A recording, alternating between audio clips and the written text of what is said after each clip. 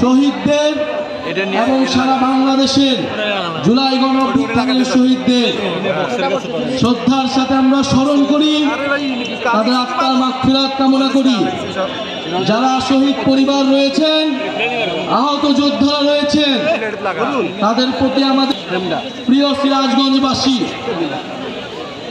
জুলাই গণঅভ্যুত্থানের বছর পূর্তিতে আমরা এসেছি আজকে সিরাজগঞ্জে।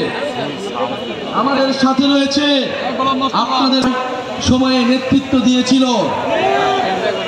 আমাদের সাথে আজকে আরো রয়েছে আমাদের পূর্ববর্তী বক্তারা বলে গেলেন জুলাই গণঅভ্যুত্থানে যে আকাঙ্ক্ষা নিয়ে আমরা নেমে এসেছিলাম, যেই পরিবর্তন আমরা দেখতে চেয়েছিলাম, সেই পরিবর্তন আমরা এখনো দেখতে পাচ্ছি না। বরং আমাদের সামান্য যে চাওয়া ছিল জুলাই ঘোষণাপত্র এবং জুলাই সনদ, সেটি নিয়েও টালবাহানা করা হচ্ছে।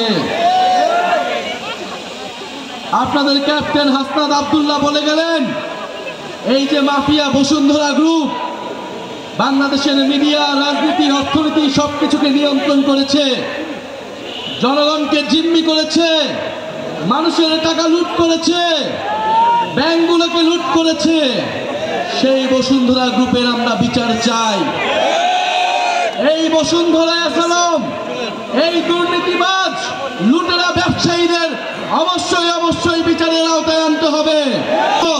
এই গণঅভ্যুত্থানের পরেও এই সকল মাফিয়া লুটেরা ব্যবসায়ীদের যারা রাজনৈতিক আশ্রয় দিচ্ছে, সমর্থন দিচ্ছে, তাদেরকেও প্রত্যাখ্যান করতে হবে।